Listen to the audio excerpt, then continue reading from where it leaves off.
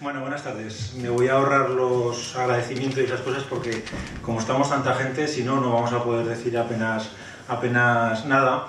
Y como somos gente muy diversa, yo me he ido a algo pues, que me parecía interesante y que espero no pisar a ninguno de los compañeros que están en la mesa. Y yo parto, en primer lugar, del título del acto que nos convoca aquí, Quiebra el contrato social.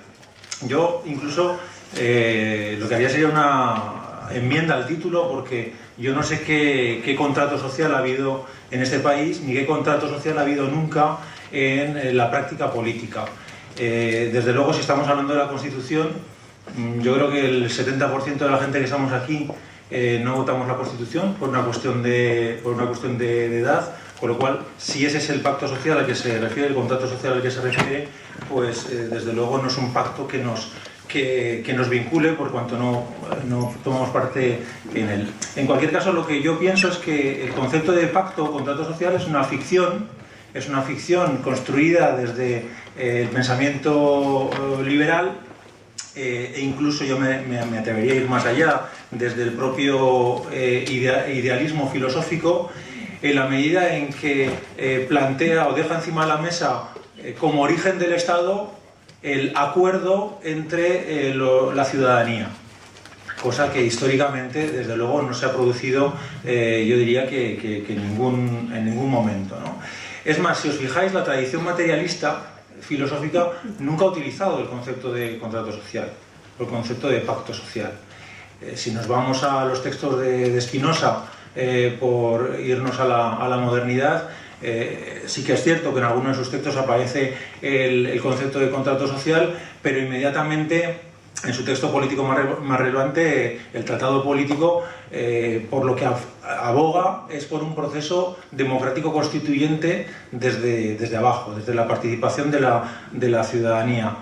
¿Qué decir de Marx, ¿no? Donde tampoco aparece esta idea de contrato social? O simplemente, si nos vamos al siglo en el que la idea de contrato social aparece con más potencia, que es el siglo XVII, donde aparecen los nombres de Hobbes, de Locke, generalmente lo que no se suele mencionar es una tradición política que se constituye en torno a la Revolución Inglesa, que es la de los Levelers, los Diggers, y que son una serie de pensadores, algunos que los colocan en el origen del pensamiento comunista, pensadores que, si por algo se caracterizan, es por no acudir a este concepto de contrato social, que es propio, insisto, del pensamiento liberal, y que nos lleva sobre todo a la idea de un poder constituido,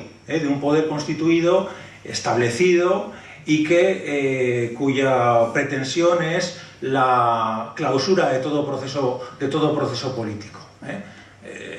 Me viene muy al pelo lo que comentaba Pedro al principio, de cómo durante muchísimo tiempo la Constitución en España ha sido algo intocable. No se podía siquiera hablar de la reforma de la Constitución, y en ese golpe de Estado de agosto del año pasado, de repente nos cambiaron la Constitución en su dimensión más política. ¿Por qué? Porque la idea del poder constituido era que nada se modificara, y sobre todo que no hubiera participación popular. Paralelo a esa idea de poder constituido y poder constituyente, pues que tanto desarrolla Toni Negri, algunos utilizamos también las categorías de pensamiento constituido y pensamiento constituyente. Y se puede hacer toda una historia de la filosofía, y yo lo voy a dejar aquí encima de la mesa por si alguien luego quiere profundizar en el debate. Se puede hacer toda una historia de la filosofía construida desde esos dos conceptos, el de pensamiento constituido y pensamiento constituyente. Se puede hacer una pugna, un relato de la pugna en la historia de la filosofía entre el pensamiento constituido, que nace en Platón, y podemos alargar hasta la actualidad, pues con autores como Habermas, un pensamiento que lo que pretende es la defensa de lo establecido, y frente a esa defensa de lo establecido del pensamiento constituido hay un pensamiento constituyente que lo que pretende es subvertir la realidad, y cuyo origen podemos cifrar en el pensamiento de estos tan criticados sofistas del siglo V antes de la era, y que de manera subterránea, como de manera muy bella dice Louis Althusser, se va desarrollando a lo largo de la historia en la búsqueda de la participación y de la intervención social. Pero si aquí hemos venido a hablar de del poder constituyente, sí que hay una cuestión con la que quiero terminar que a mí me parece fundamental. El poder constituido, que es sobre el que se cimienta nuestra sociedad, es un poder que se derrama en cascada de arriba a abajo. Un poder que desde lo establecido pretende impregnar al conjunto de la sociedad desde la desmovilización y la no participación ciudadana. Frente a ese poder constituido está el poder constituyente, que precisamente de donde debe nacer es desde abajo, desde la participación, pues como vimos en las plazas de nuestras ciudades hace algo más de un año, de la movilización ciudadana, de la propuesta política en la que todos y todas participamos. El poder constituido es un instrumento de normalización, es un instrumento de crítica de la intervención política, y nosotros lo que debemos reivindicar precisamente es lo contrario, la intervención política. Y en ese sentido creo que en nuestro país tenemos una cultura en la que ese poder que cae en cascada lo tenemos metido hasta la médula. Cualquiera de nosotros o nosotras que ejerce algún tipo de cargo institucional, desde director de un instituto, directora de un departamento, etcétera, etcétera, etcétera, generalmente solemos estar más atentos a trasladar hacia abajo lo que la institución nos dice que a subir hacia arriba lo que aquellos a los que representamos nos están reclamando. Y yo creo que si realmente queremos hablar de poder constituyente, más que hablar de un proceso constitucional, amplio, etcétera, deberíamos empezar a pensar cómo hacemos para que en todos los lugares en los que estamos sea nuestra intervención política la que marque el devenir de ese lugar, de nuestro instituto, de nuestro departamento, de nuestro hospital o de lo que sea. Es decir, que desde abajo seamos capaces de articular un movimiento que vaya cambiando las cosas. Y aquí lo dejo.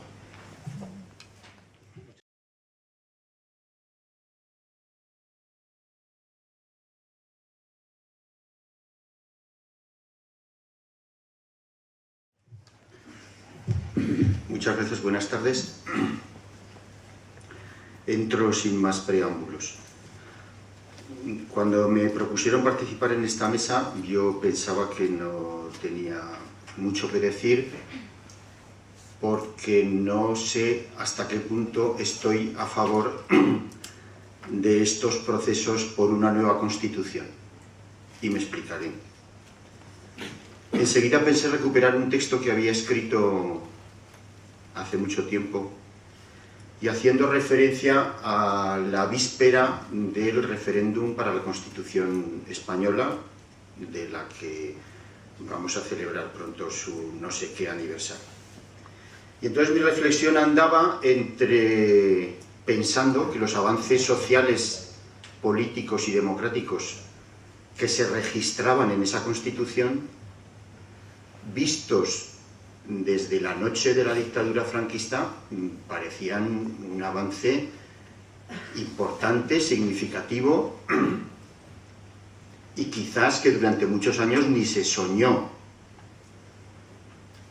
Y aunque mucha gente entonces, o alguna gente, estuviéramos pensando en la sociedad socialista, pues igual nos dábamos con un canto en los dientes pensando que la Constitución recogía las libertades democráticas, las libertades sindicales, los derechos sociales en su más amplio aspecto, a la educación, a la salud, al trabajo, a la vivienda, la leche. Solo que también en la misma Constitución se recogía el reconocimiento a la propiedad privada y a la herencia, la libertad de empresa en una economía de mercado, la productividad como objetivo, con la particularidad además de que la mayor parte de los derechos que se proclamaban en aquella Constitución pues se convertían en la práctica en orientaciones para las políticas públicas, más que en derechos tal cual de los ciudadanos. Pero bueno, era una cosa muy importante. ¿Hubo proceso constituyente democrático? Pues No lo sé. No lo sé. Pero para mí las constituciones son la expresión política de la relación de fuerzas y de los logros que cada grupo social y económico consigue imponer en un momento determinado. Y desde luego esta Constitución del 78, vista desde 1970, era un avance sustantivo. Después de aprobar esta Constitución entramos en la OTAN, y eso ya no estaba en la Constitución. Después entramos en la Unión Europea, y lo considero muy importante el hecho, y a la moneda única que podía tirar por tierra todos los derechos sociales reconocidos en la Constitución. Y encima después aprobamos, y nosotros fuimos los primeros en aprobar aquella supuesta Constitución para la Unión Europea, que hoy es el Tratado de Lisboa, donde lo fundamental es la sacrosanta competitividad. Y en nombre de eso, pues se reforma la Constitución de la noche a la mañana, como ha dicho Juan Manuel, y estamos tan felices. Y la relación de fuerzas el año pasado, en ese momento, era que ellos ganaban y que la ciudadanía aceptaba esa reforma de la Constitución, y ahora se protesta porque tenemos que pagar la deuda antes que garantizar las pensiones o garantizar la atención a la salud o lo que sea. No quiero decir que este es el contrato social que hay hoy, pero este es el contrato social que hay hoy. No sé si se puede decir mejor, y no me gusta. Pero si hablamos de que hay que ir a un proceso constituyente, yo estoy de acuerdo, naturalmente. Más bien pienso que los procesos constituyentes son permanentes, día a día. Y los contratos, los acuerdos o los pactos, porque al final lo que tenemos es un acuerdo, bien que tácito, sobre en qué cosas se basan nuestras relaciones sociales, políticas y económicas, se renuevan día a día, y unos días tienen más fuerza en una dirección y otros días se tiene más fuerza en otra dirección. Este es mi punto de vista y lo podemos discutir. Solo he ocupado 5 minutos. Me reservo para más adelante. Me tenéis completamente...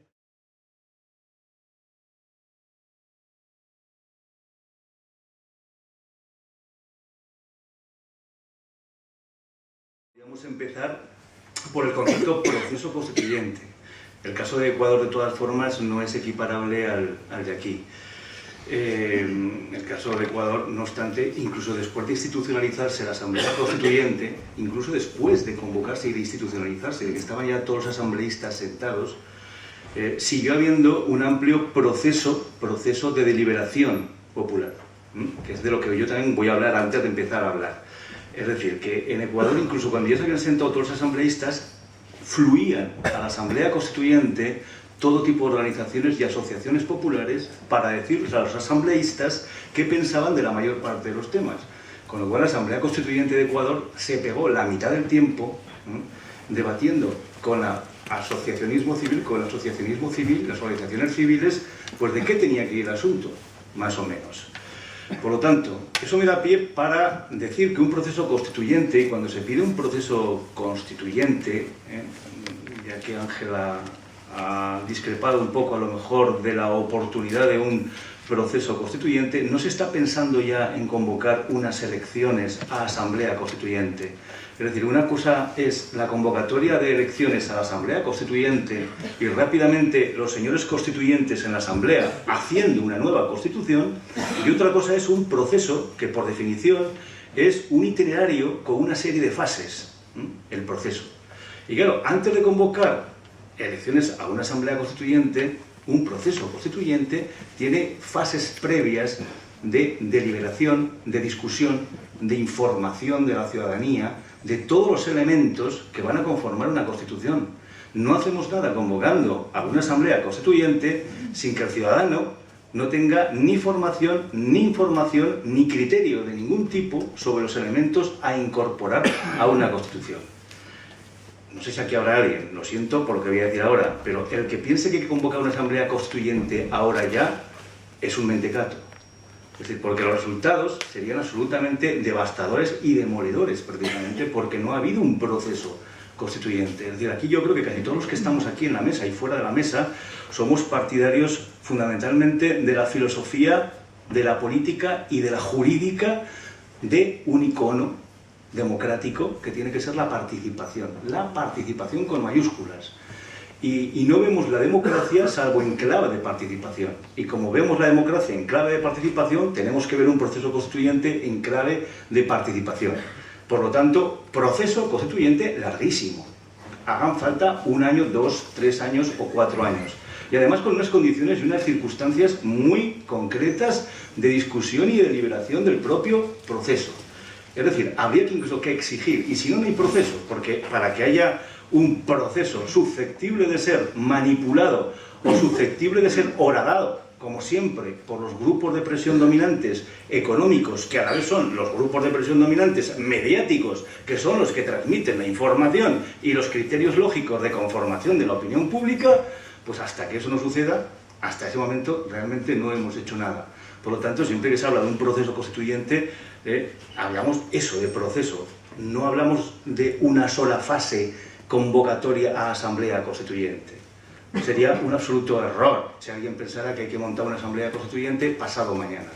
Repito que el proceso tiene que ser larguísimo y en las circunstancias en las que nos vemos actualmente aún más largo. Evidentemente tenemos una masa crítica, pero tenemos todavía una masa crítica que no tiene excesivos elementos para la reflexión, no tiene excesivos elementos críticos y hasta que no se componga una masa ciudadana digna de tal nombre, no podemos, yo creo, hablar que ni siquiera ha empezado tal proceso. Hablo de una masa ciudadana crítica, diferenciando lo que es ciudadanía de súbditos. Tenemos todavía muchos más súbditos que ciudadanos. Yo siempre digo que el súbdito no acabó con el antiguo régimen, que al antiguo régimen le sucedió una serie de remedios constitucionales oligarquizados, y por lo tanto jamás el súbdito pasa a ser ciudadano. El ciudadano tiene que ser una persona formada, conformada y bien informada, y hasta que eso no suceda no se puede pasar a ciudadano. Ciudadano es una palabra seria, es una palabra densa, es una palabra dotada de contenido y por lo tanto pienso que todavía estamos en el estadio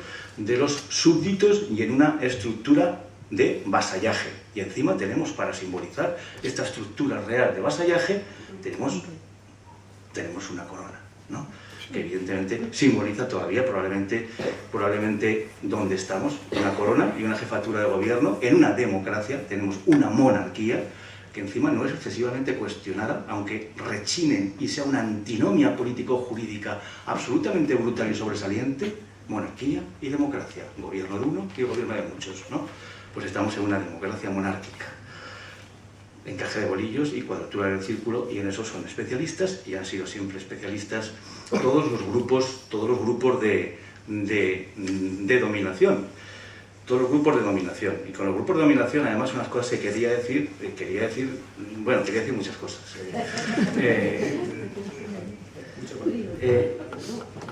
Porque, por ejemplo, luego, bueno, sí, claro, la ficción del contrato social. La ficción del contrato social que comienza a lo mejor ya con el Estado absolutista. El Estado absolutista también se basa en un pacto y se basa en un contrato, ¿no? Todos los teóricos del Estado absolutista nos hablan precisamente de eso. Pero el Estado liberal, que es el Estado constitucional ya, también se basa en un pacto y en un contrato social que nunca firma nadie, y es un contacto que nunca explicita absolutamente nadie, y si los que lo explicitan, sí que lo explicitan algunos, lo explicitan unos pequeños grupos de propietarios. El Estado constitucional, otras cosas que quería decir yo, el Estado constitucional no democrático, oligarquizado, precisamente nace bajo una hipoteca muy grave, que es la hipoteca de lo económico y la hipoteca de la propiedad. Quien piense que la hipoteca de lo económico es algo actual, es es algo de estos últimos años, la hipoteca de los mercados, la hipoteca de los poderes económicos, se equivoca porque ya la propiedad, la gran propiedad, no la pequeña propiedad y la mediana propiedad, no, la gran propiedad ya es el derecho fundamental, núcleo del Estado liberal.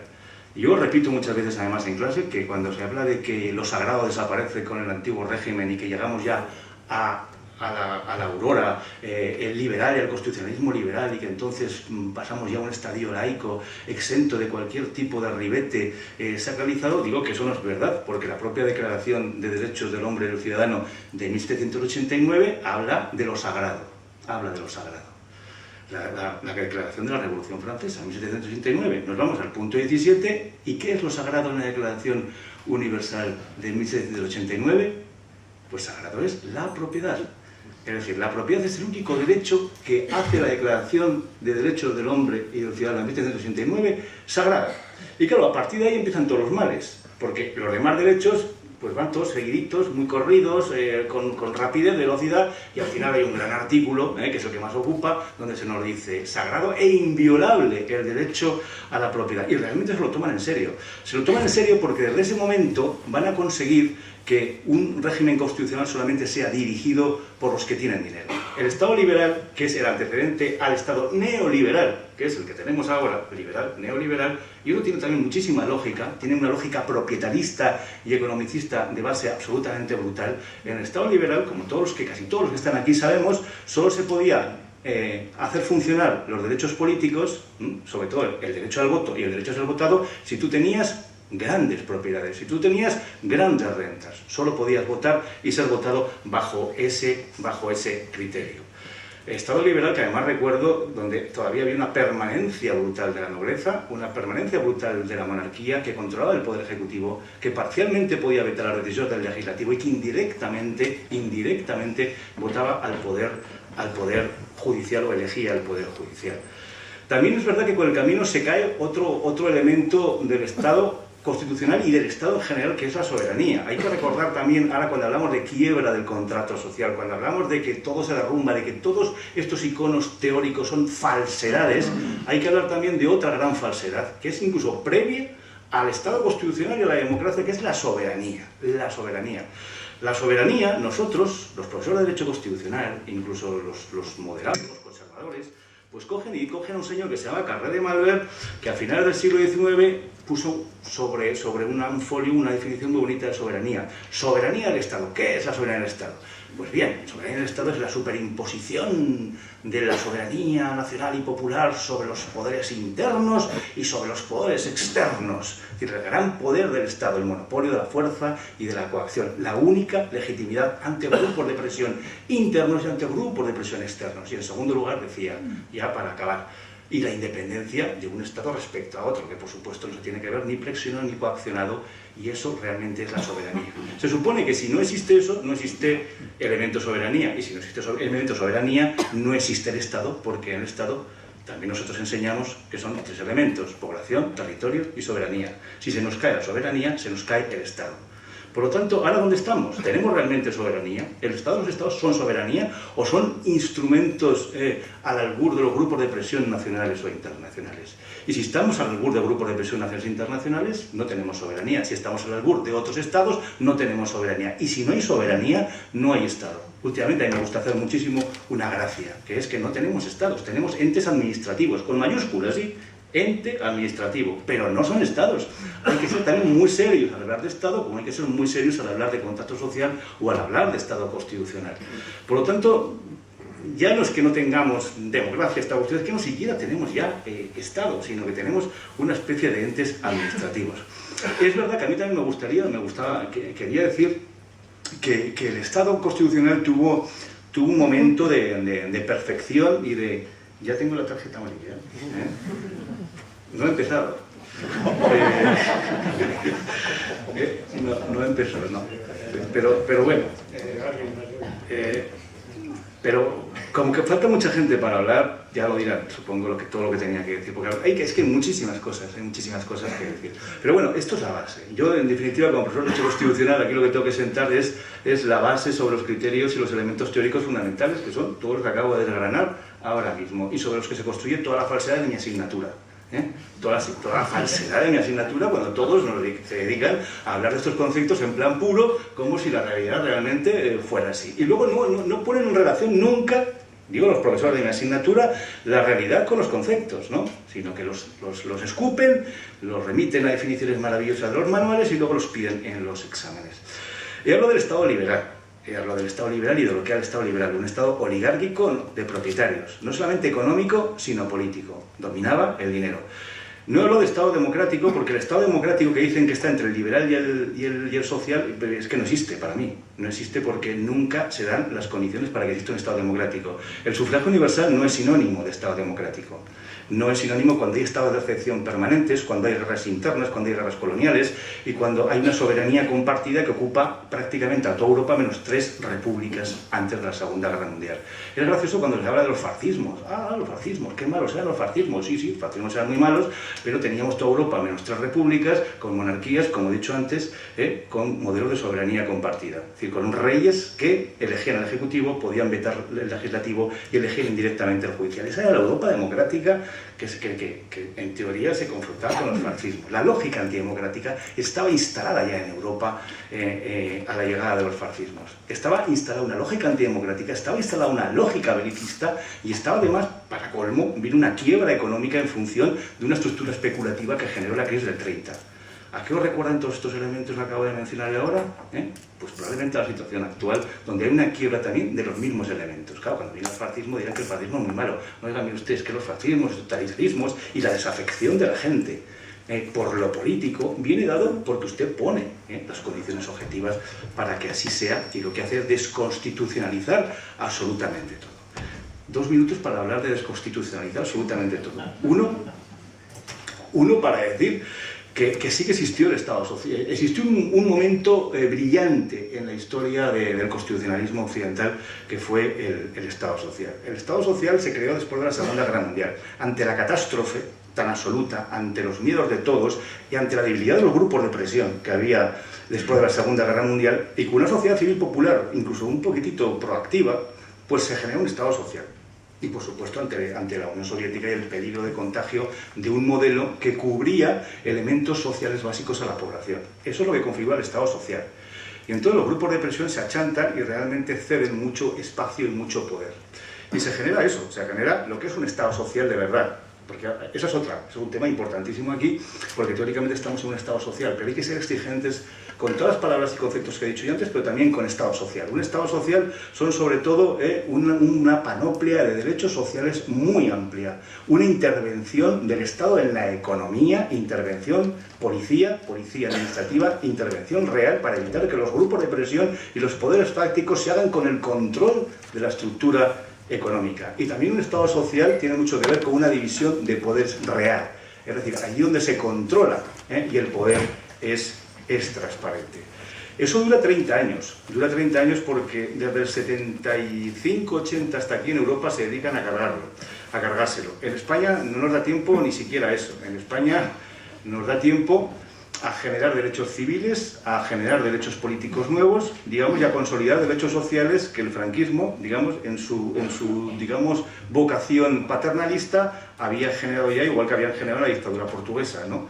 Entonces, digamos que UCD consolida esos derechos, genera el Estatuto de los Trabajadores, de acuerdo con los sindicatos, en 1980, y a partir de 1980, con derechos civiles creados, derechos políticos recién creados y derechos sociales consolidados y fortalecidos a través del Estatuto de los Trabajadores y alguna otra política, nos plantamos en 1980. Digo bien, he repetido 2 veces 1980 porque a partir de ahí no hay ni un solo avance. Es decir, yo ahí soy extremadamente crítico. Ahora mismo es un aniversario de la llegada al poder de un señor Felipe González, al que se le están haciendo muchísimos homenajes por ahí, y lo digo aquí, y lo digo contundentemente, y lo digo de manera radical y sin ningún tipo de duda. A partir de 1980, pongamos 81, antes de la subida al poder del Partido Socialista Obrero Español, no hay prácticamente ni un solo avance social más. Están consolidados todos en el Estatuto de los Trabajadores. Yo no he visto ninguna reforma a mejor del Estatuto de los Trabajadores. Yo solamente he visto 17 reformas del Estatuto de Trabajadores, como decimos los juristas, imperius. Imperius es a peor, es decir, no a mejor. Es decir, ¿hizo el Partido Socialista alguna reforma mejor? Pues no. El Estatuto de los Trabajadores exactamente recibe 17 reformas, 5 de las cuales son de Felipe González y 5 de Rodríguez Zapatero. Y todas a peor. Hay que recordar que se hacen en este país 10 huelgas generales, de las cuales a Felipe González le hacen 4 huelgas generales y no porque a la gente le gustara jugar a la huelga general. Y lo dejamos para el debate.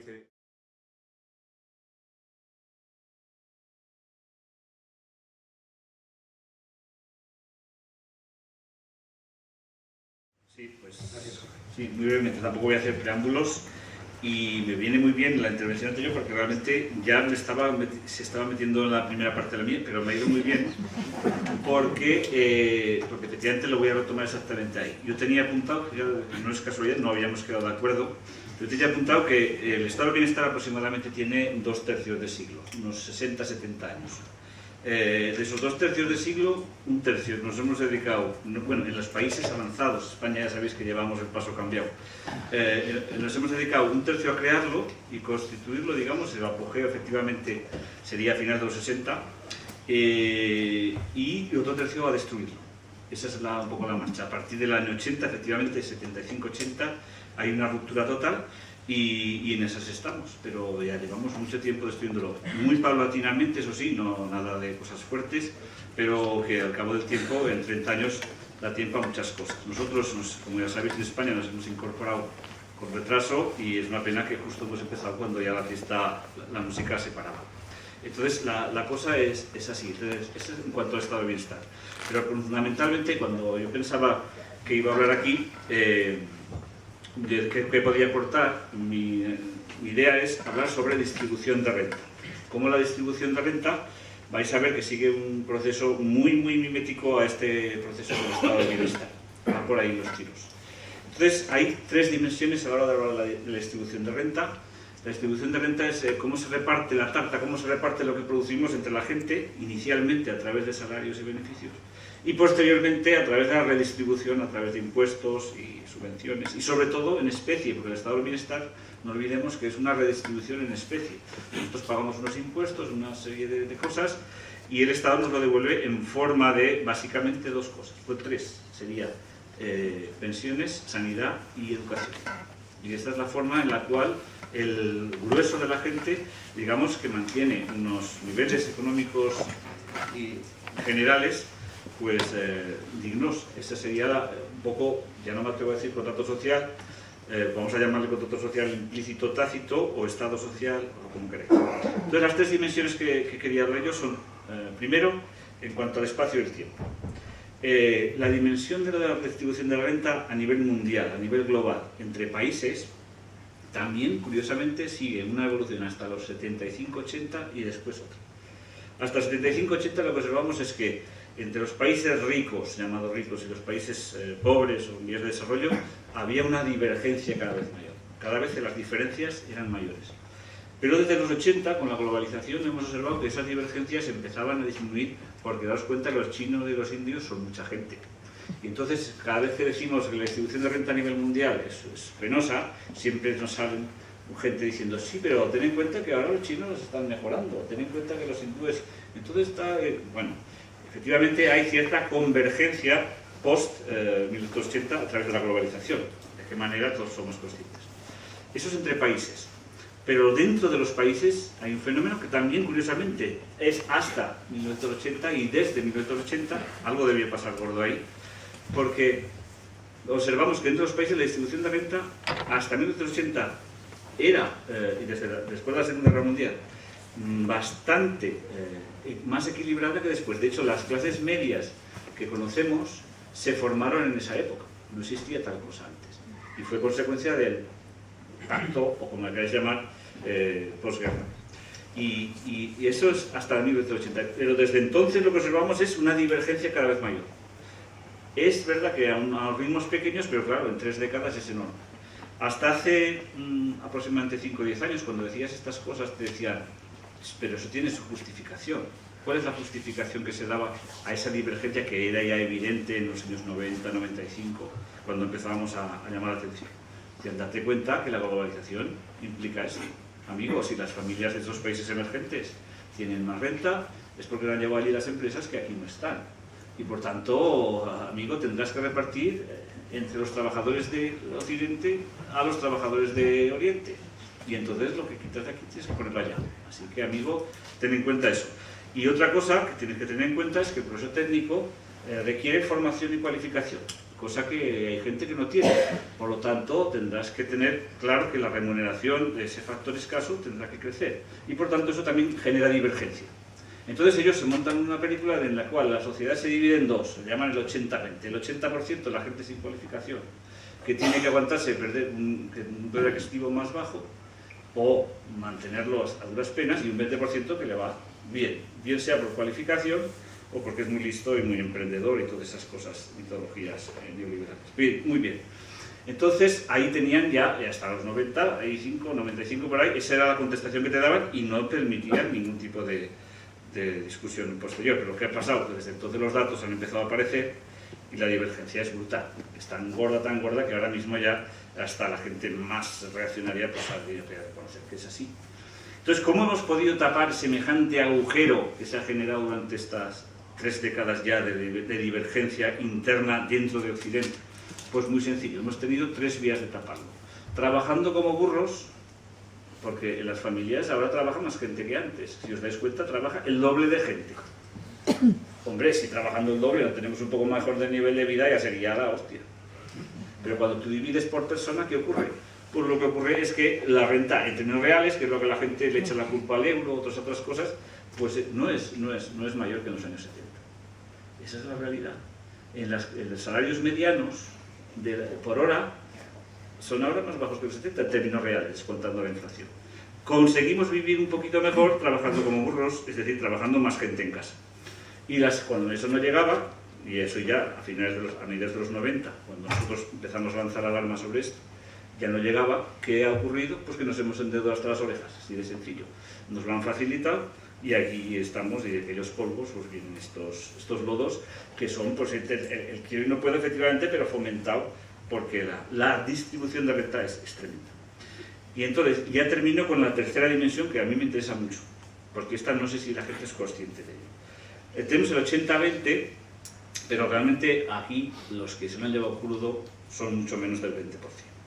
Estaríamos hablando del 5%, según algunos, el 1%, otros, incluso hay gente que habla del 0,01%. Estamos hablando de gente, el 1 y el 0,01, por supuesto, mega ricos, los plutócratas de nuestra época. Y estos ya pasan sobre las dimensiones nacionales e internacionales. De hecho, esta gente ya no tiene país.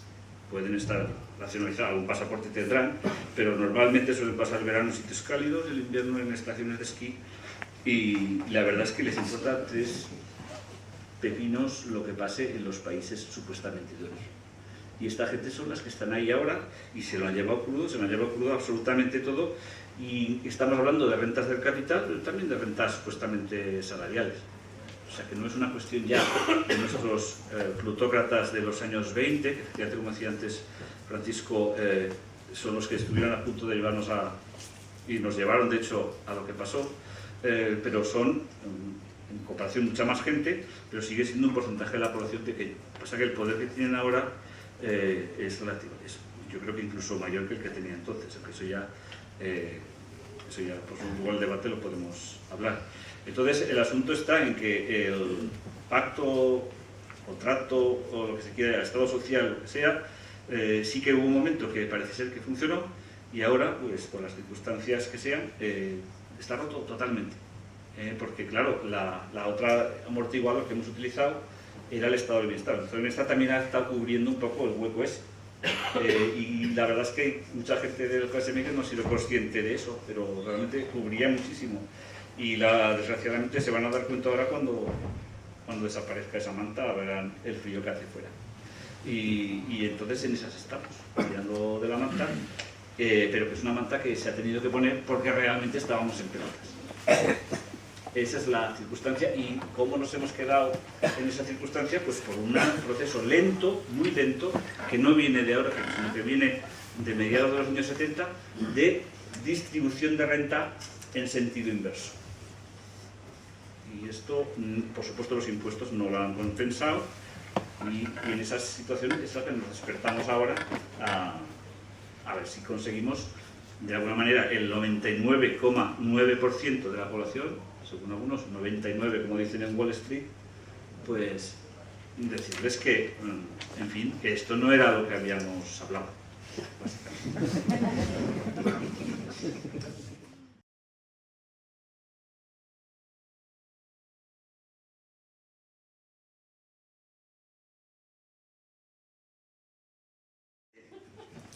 Hay una cuestión, voy a suprimir ya todo lo que iba a decir jurídico, porque realmente, en fin, no creo que sea, en lo jurídico es siempre accesorio, es, como se decía antes, una superestructura, tampoco es lo más relevante, ¿no?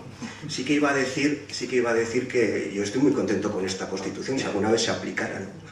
Una Constitución que dice que toda la riqueza del país está sometida al interés general, pues, lo firmó ahora mismo, vamos, lo ponemos otra vez, ¿no? Que habla de la dignidad del ser humano, que habla del derecho a una vivienda digna y adecuada, que habla de unas pensiones dignas, luego hablaré sobre la dignidad, ¿no? Porque curiosamente la Constitución está llena de palabras que han desaparecido de nuestro lenguaje, ¿no? Está llena de palabras como dignidad, plusvalía, reparto, interés general, interés común. Ahora todo es rentabilidad, competitividad, productividad. Y esas palabras no están en la Constitución, ninguna. Yo creo que el problema de fondo es el siguiente.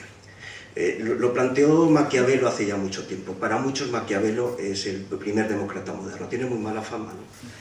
Pero es el primer demócrata moderno. Si fue demócrata, que por defender a la República de Florencia pasó por el tormento, por el presidio y por el exilio, ¿no? Y Maquiavelo siempre se habla del príncipe, pero el príncipe es en el fondo una representación de lo que él ve, ¿no? Describe cómo es el poder, pero sus verdaderos pensamientos están en los discursos. Y en uno de sus discursos dice una cosa absolutamente maravillosa. Dice, la corrupción de la ciudad puede tener dos focos de degradación: las instituciones y las personas. Si las instituciones están degradadas, se reforman, cabe la reforma. Si los hombres están degradados, todo está perdido. Y nos tenemos que plantear si todo está perdido ya. Porque para iniciar un proceso constituyente no solo hay que iniciarlo con reformas, con palabras, con ideas, hay que hacerlo con las personas, con los seres humanos, ¿no? ¿Lo tenemos todo perdido? Bueno, pues hasta ahora, pues creo que sí, se vislumbra alguna esperanza, ¿no? Yo creo que estamos al final del periodo de la Segunda Restauración. El turnismo, los dos partidos, turnándose en el gobierno, haciendo como que se enfrentan, ¿no? Estamos en ese periodo muy parecido al final de la Primera Restauración y estamos en el periodo de la Segunda Restauración. Y en ese sentido yo creo que, bueno, pues alguna esperanza se puede vislumbrar. No hemos de olvidar que esta ciudadanía es la que pone a Belén Esteban en las cotas de máxima audiencia, ¿no? Que esta ciudadanía es la que vota por mayoría absoluta a todos los corruptos. Algunos estrambóticos como Gil y Gil o Pinilla de la Muela, pero otros más peligrosos y a lo mejor menos estrambóticos, como los de Levante español o algunos en Andalucía, etcétera, etcétera. Por lo tanto, esta está la ciudadanía, los vota por mayoría absoluta. No creo que la señora Pinilla la pusiera ahí el Fondo Monetario Internacional ni nada por el estilo. La pusieron los vecinos de la Muela y sacaban mayorías absolutas una tras otra. Por cierto, una de las cosas que siempre me sorprendió del 15M es que decía que haría falta un nuevo sistema de listas abiertas. No, nosotros tenemos un sistema de listas abiertas y desbloqueadas, el Senado. El Senado no puede votar a quien quiera de que esté en la lista. No tiene que estar vinculado a un partido concreto, en una persona concreta. Hizo la composición del Senado en la historia. Creo que fue José Antonio Legorreta que se presentó, si no recuerdo mal, por el Partido Comunista en los años 90 y sacó 4 votos. Quiero decir que estamos hablando de esta ciudadanía. Esta mañana leí una sentencia que me ha llamado la atención, ¿no? Una ciudadana reclamaba porque se sentía engañada por unas preferentes, ¿no? Y el juez, en este caso ya el tribunal, en segunda instancia ratificaba la sentencia en primera y le daba la razón al banco. Pero cuando uno lee la sentencia a fondo, resulta que esta señora es doctora en Derecho, interventora municipal. Bueno, vale ya. Se habrá engañado a mucha pobre gente, a mucha gente sin conocimientos y demás, pero esto de que no somos responsables absolutamente de nuestra codicia, tampoco. Porque en el fondo la relación entre la clase política y los bancos y la ciudadanía se ha parecido a veces al timo de la estampita que consagró Tony Leblanc en la película Los tramposos. Que el timador profesional al final acaba timando al timador amateur, porque no tiene los recursos que tiene el otro. Curiosamente nos hemos hundido con una burbuja inmobiliaria y resulta que la actividad económica más planificada e intervenida es el urbanismo. Plan general, plan parcial, estudio de detalle, licencia urbanística, licencia de apertura. Nuestro I+D+I en España ha sido C+E+C, construcción, especulación y comisión. Y así hemos generado la economía española. Pero todo eso estaba controlado. Ya había mecanismos de participación en la ley, de información pública, etcétera, acción pública ante las ilegalidades que se pudieran cometer. Y hemos fracasado en eso. Por cierto, en los años 80 el profesor Alejandro Nieto utilizó un término que siempre me hizo mucha gracia. Decía que España era una democracia de vetría. ¿Qué era la vetría? La vetría era un sistema que tenían en la Edad Media en algunos países centroeuropeos o zonas centroeuropeas donde los vasallos, los súbditos, tenían el privilegio de elegir a su señor. Bueno, pues es que ahora ni siquiera democracia de vetría, porque ni siquiera elegimos a nuestro señor, elegimos a un vasallo que depende de otro señor o señora, en Berlín o en Nueva York o donde sea. Si queremos cambiar las cosas, tenemos que cambiar las personas. Antes hablaba de la dignidad, ¿no? Y hay que empezar a decir que la pobreza no es indigna. Lo que es indigno es el origen de muchas fortunas. Que ningún trabajo es indigno. Lo que es cada vez más indigno es el salario que se percibe por él. Que rebuscar en los contenedores de basura no es indigno. Tirar la comida expuesta sí es indigno. Ya que estamos en una universidad, no es indigno suspender, es indigno copiar. Y por cierto, ninguna diferencia que ha hecho la naturaleza es indigna, pero las que han hecho los hombres en las sociedades sí. Y por lo tanto, si queremos cambiar, si queremos modificar el cauce de las cosas, tendremos que empezar a cambiar por nosotros mismos. Bueno, hoy puede ser un buen día.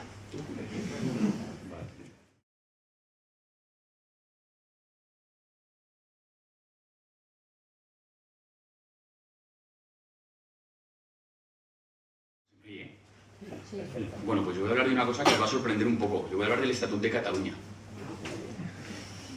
Sorprende, ¿no? Bueno, el Estatut de Cataluña se aprobó en 2006 con un 50% de participación y un 65% de votos a favor. Al día siguiente el diario El Mundo titulaba: "La mayoría de los catalanes da la espalda al Estatut". Y en su editorial argumentaba que eso se debía a que una mayoría de los ciudadanos no lo habían respaldado. Se entiende que el Estatuto es una ley muy importante, por supuesto menos importante que la Constitución. Y claro, pues que por tanto no había legitimidad. El señor Rajoy decía que 2 de cada 3 catalanes no respaldan el Estatuto. Pues yo leo esto y lo único que digo es que, joder, tienen razón. Estoy de acuerdo con ellos. Pero bueno, ahora voy a hablaros de otra cosa, solo quedaros con esto en la cabeza.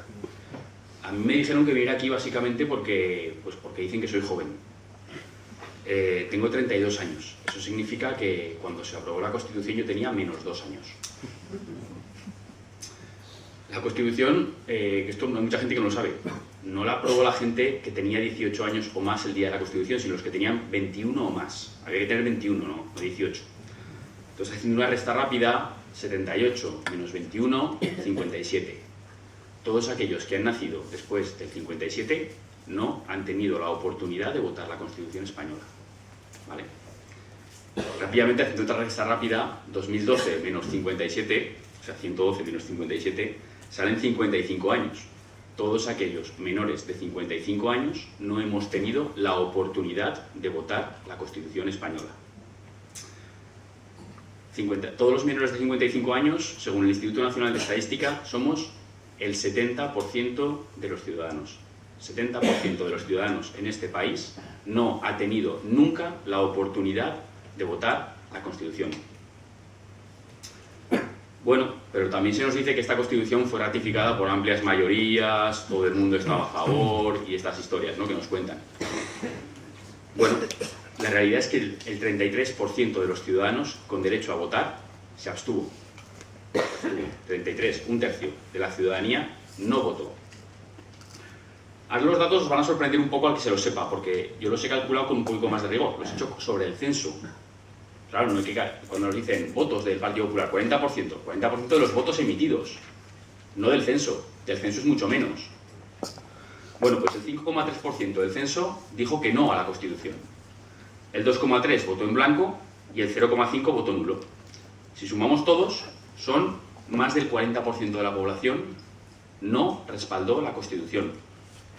Y si además tenemos en cuenta que el 70% de los que estamos vivos ahora nunca pudimos votarla porque no nos dejaron, llegamos a una conclusión muy clara, y es que aproximadamente el 18% de la población española aprobó la Constitución. Es decir, más del 82% de la población española no ha aprobado esta Constitución. Claro, y ahora vuelvo un poco al estatuto. Me imagino que mañana el señor Rajoy, que debía saber esto, va a decir: 4 de cada 5 españoles no han refrendado la Constitución. Pues igual no lo hacen. Bueno, el dato: más del 80% de los españoles no ha votado la Constitución de 1978. Y este era el primer dato sobre el que yo quería hablar. Lógicamente, si hablamos de legitimidad, mucha no es. Y el segundo artículo, la segunda cosa sobre la que yo quería hablar era sobre otra Constitución, que es la que está en vigor ahora en España, que es la Constitución de 2011. Y que no es la misma que la de 78, porque tiene un artículo que es el 130, todos son iguales menos uno. El 135 cambia, y os lo voy a leer. Los créditos para satisfacer los intereses y el capital de la deuda pública de las administraciones se entenderán siempre incluidos en el estado de gastos de sus presupuestos. Y atención, y su pago gozará de prioridad absoluta. Además dice: estos créditos no podrán ser objeto de enmienda o modificación. Bueno, básicamente lo brutal es lo de su pago gozará de prioridad absoluta. ¿Esto qué significa? Yo estudié economía y igual ahora la gente de derecho me dice que voy a decir alguna barbaridad.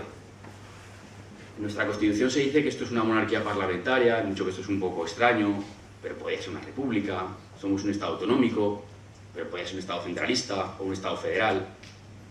En realidad todo esto me parecen, entre comillas, minucias, comparado con el artículo 135. El artículo 135 lo que dice es que España no es una democracia, es una deudocracia, en la que los que de verdad mandan son aquellos que tienen la deuda española. Porque cualquier cosa que se produzca en España, la prioridad absoluta es pagar esa deuda. Si nos morimos de hambre, nos morimos de hambre, pero la deuda se paga. Y eso lo pone en la Constitución. Pero bueno, en todo caso, como este país es una monarquía bananera, pues la reforma se hizo mal. Esa reforma había que haberla hecho bien y haber cambiado el jefe del Estado. El jefe del Estado tenía que ser Morgan Stanley. Pero claro, el rey no es el que manda es Morgan Stanley. Sobre esta reforma me gustaría decir una cosa muy interesante, y es que esta reforma la hicieron dos partidos, haciendo un pacto en el Parlamento. No se sometió a ningún referéndum, no la votó nadie. Pero es que además, estos dos partidos en ningún momento llevaron en sus programas que iban a hacer este cambio. Por tanto, ¿qué legitimidad tienen para poder hacer esto? Si yo voy a comprar mi aspiradora al Corte Inglés de 220 voltios y me dan de 125, le digo: que me ha dicho que era de 220 y la quiero devolver. A mí ya no me dejan devolver mi voto. No me dejan. Esto no es muy justo, la verdad. Simplemente, para concluir, decir que hay dos grandes argumentos por los cuales la Constitución que tenemos hoy no podemos considerarla legítima. La primera, porque la del 78, más del 80% de la población no la ha votado. Insisto, un 70% nunca tuvo la oportunidad de votarla. Y en segundo lugar, la segunda Constitución, la del 2011, yo la considero una Constitución diferente. De hecho, tiene un artículo diferente. Pues carece de toda la legitimidad porque no la ha votado absolutamente nadie. Y con esto creo que ya he acabado.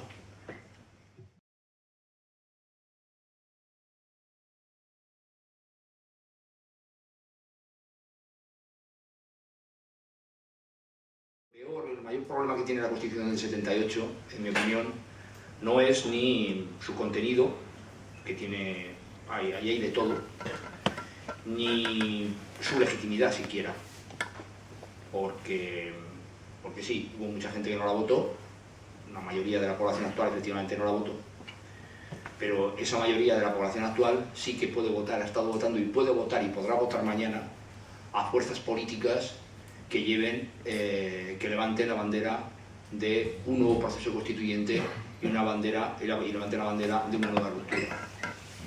Quiero decir con esto que como los procesos son muy fluidos, aquí no vale fijarse un momento justo, ni una elaboración que sea constitucional o de otra naturaleza normativa concreta, sino que constantemente las cosas se están cambiando. Constantemente se producen modificaciones en la correlación de fuerzas. Constantemente las cosas son distintas. De hecho, en estos momentos las cosas son tan distintas que a lo que nos enfrentamos no es a un desajuste creciente o a una separación creciente entre las altas rentas, entre las rentas altas y las rentas bajas. A lo que nos enfrentamos ahora es a la destrucción de la democracia. Si queréis llamar la democracia social, la llamáis así. Si no os parece justo llamar social a esta democracia, pues no la llamamos. Cuando me refiero a que se va a destruir la democracia, me refiero a que se va a destruir en sus aspectos formales y concretos, y se va a destruir sobre todo en sus contenidos. En sus contenidos en los que no sé si están o no están escritos en los papeles, pero en sus contenidos. Por ejemplo, dentro de muy poco vais a ver cómo desciende la expectativa de vida en este país. Dentro de muy poco vais a ver cómo una serie de servicios que parecía que eran básicos desaparecen o quedan reducidos a la nada. Hoy es el Día Mundial de la Discapacidad. El domingo, las organizaciones más oficiosas de la discapacidad, sensorial, intelectual y psicológica, estuvieron en Madrid. Se juntaron 50.000 personas. La situación es de auténtico SOS. La situación es de pavor, porque se viene abajo todo. Se viene abajo todo. No estamos hablando ahora de que se mantenga una divergencia en el arco salarial. Estamos hablando de una destrucción de lo que hasta ahora habíamos conocido. Y eso se sigue produciendo en una situación de extraordinaria liquidez. Esto es muy fluido. Esto cambia constantemente. Esto desborda los aspectos que tienen que ver, en mi opinión, y ya me perdonarán los juristas, con la letra impresa en determinados papeles. Esto es otra cosa. Esto es otra cosa porque los que están en un periodo constituyente son ellos. Es el lado oscuro de la fuerza el que nos está haciendo una revolución a nosotros. Son ellos los que están moviendo la silla. Y su objetivo no es precisamente darle ningún tipo de vuelta a la Constitución del 78, sino convertir ese único y efectivamente decisivo artículo que se introdujo en la del 2011, convertirlo en la Constitución entera. En la Constitución y en todo lo demás. Yo tengo esta sensación y me gustaría simplemente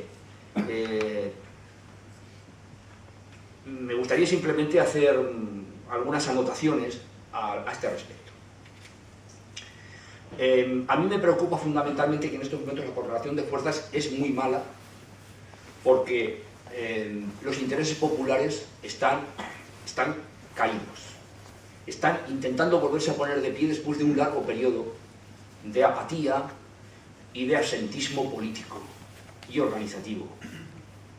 Yo siempre digo que si al hombre más rápido del mundo, este tipo fantástico que corre en los 100 metros en 9 segundos y apenas un poco más, lo tienes durante 15 años tumbado en un sofá, comiendo pizza y hamburguesas y viendo la tele, a los 15 años lo pones encima de un tartán y a lo mejor no puede ni andar, ¿vale? Y eso es en cierta medida lo que está pasando aquí. Estamos poniéndonos otra vez de pie.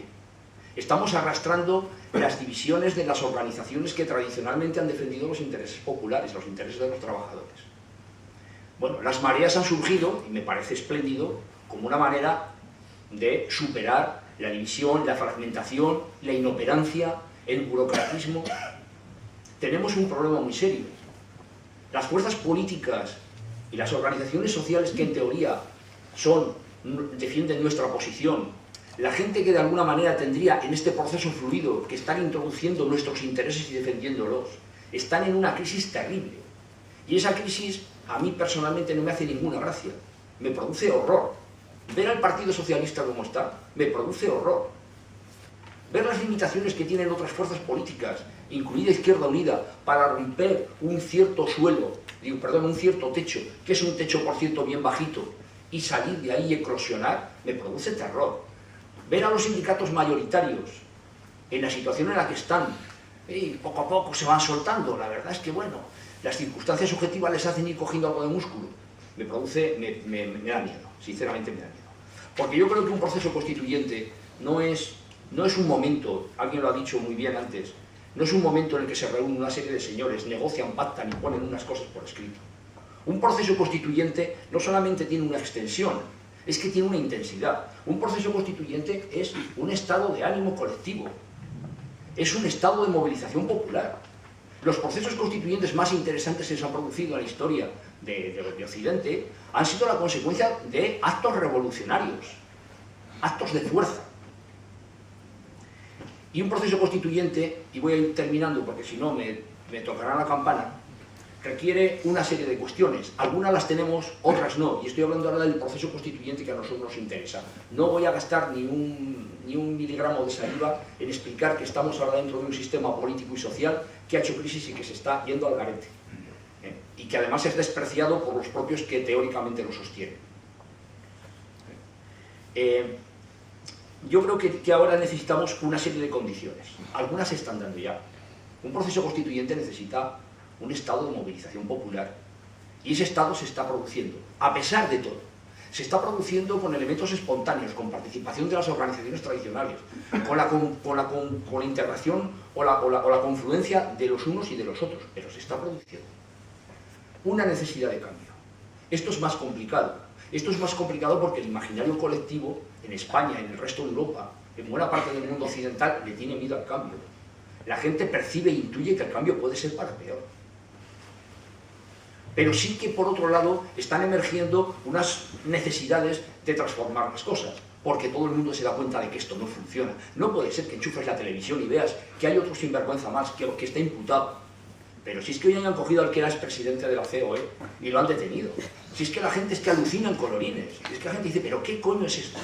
Está emergiendo esa necesidad de cambio. Esa necesidad de cambio debe ser reflexionada, debe ser teorizada, analizada, debatida. Tenemos que convertir el concepto cambio en una especie, digamos, de receptáculo en el cual entren nuestros criterios, nuestras visiones. Es decir, hay que armar eso. Y la tercera parte para mí me parece fundamental en estos momentos, fundamental, porque si no, no habrá nada. Es la organización política. Hace falta organización política. No vamos a ir hacia el poder, no irá el pueblo español, no irán los trabajadores, no irán las clases medias hacia el poder mediante ningún proceso violento. Las revoluciones mediante la conquista del poder se acabaron, son literalmente imposibles. Yo no las veo, desde luego, en estos momentos, como ya eran imposibles, por supuesto, en el 78. Es necesario imaginar que hacia el poder se va a través de las urnas. Y para ir hacia el poder a través de las urnas hace falta organización política, oferta electoral, hace falta trasladar la movilización en las calles, la movilización social a las opciones políticas. Hay que construir organización política, programas, ideario político. En fin, yo si os digo que hay que hacer partido político, que hay que hacer frente político, pues me estaría aproximando más a lo que en realidad os quiero decir. Hay que generar los instrumentos que permitan ir hacia el poder a través de los mecanismos de toma del poder, de conquista del poder, y crear alrededor de la movilización social y de la movilización política, crear todo lo demás, crear los think tanks progresistas que están por crear. Hay que montar medios de comunicación alternativos, hay que conquistar espacio, hay que conquistar el imaginario de la gente ofreciéndole la alternativa de una sociedad razonable. de una sociedad razonable, porque si no la gente no se va a cantear, la gente está acojonada. Y para terminar ahora sí de verdad, yo quiero deciros que normalmente cuando se producen estos debates sobre este tipo de cosas, y esto ya pasaba en el 75, a la muerte de Franco, cuando se discutía que si reforma, que si ruptura, reforma, que si tal, normalmente se hace siempre de una manera bastante abstracta y se teoriza de una manera, a mí me parece un poco ininteligible, perdón. Yo, sin embargo, creo que hay que ir imaginándose cómo se pueden hacer las cosas.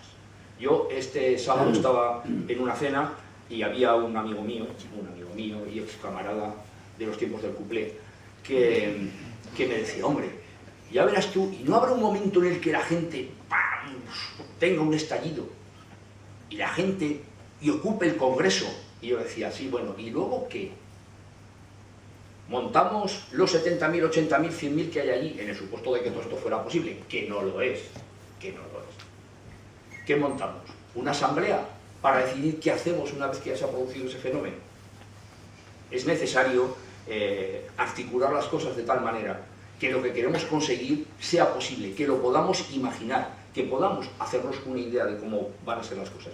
En el 78 no ocurrió la ruptura. ¿Sabéis por qué? Porque era imposible, porque en realidad nadie nos lo habíamos imaginado. Cuando decíamos queremos acabar con la dictadura, cuando pedíamos la depuración de los cuerpos represivos, sabíamos que estábamos pidiendo un imposible.